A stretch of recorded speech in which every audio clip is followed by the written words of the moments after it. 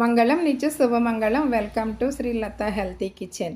నేను ఈవేళ ఏంటంటే రొంప చాలామందికి తగ్గదు, అలాగే సైనస్తో బాధపడే వాళ్ళకి ఒక చిన్న రెమెడీ చెప్తాను.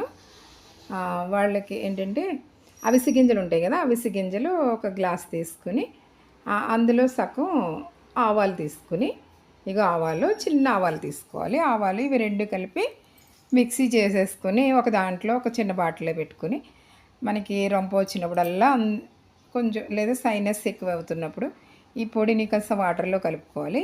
అవిసె గింజలు అంటే జిగురుగా ఉంటాయి, ఆవాలు ఘాటు వల్ల ముక్కు తగ్గిపోతుంది తొందరగా.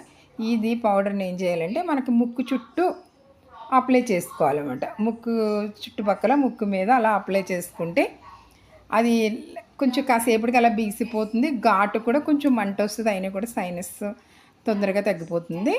మంగళం నిత్య శుభమంగళం.